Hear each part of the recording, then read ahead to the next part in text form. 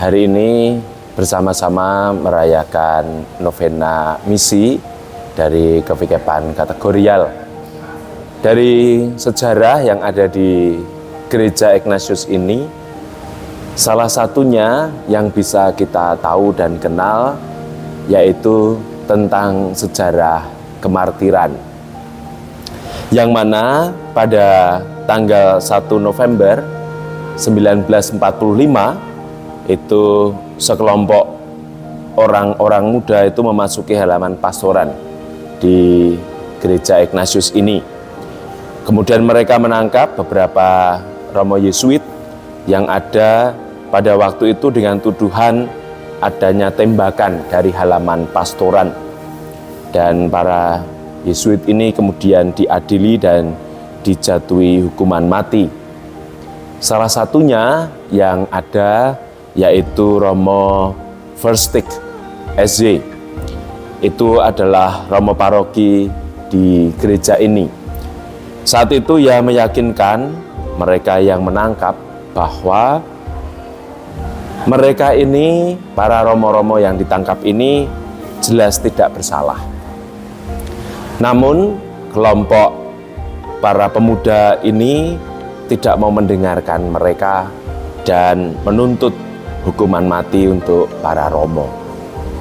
Maka Romo Verstik pada waktu itu sebagai penanggung jawab pastoral di tempat ini meminta untuk ditunda selama setengah jam supaya para imam bisa mempersiapkan diri menghadapi kematian dengan memberikan sakramen tobat.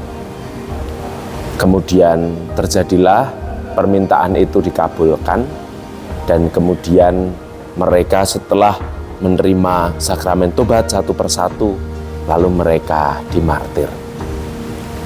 Dan Romo Verstik serta teman-teman pada waktu itu dibawa ke pekuburan yang ada di Giriloyo, dan kemudian mereka dimakamkan dalam satu lubang.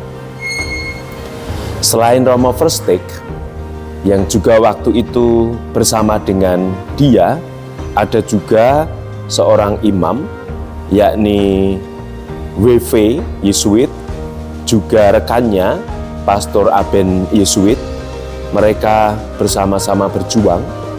Merekanya ini adalah para Romo yang waktu itu mendapat tugas khusus di seminari menengah Mertoyudan. Mereka berdua bersama-sama dipercaya untuk mempersiapkan dan melatih para imam-imam di Jawa ini. Waktu itu mereka berada di tempat ini dan juga dimartir.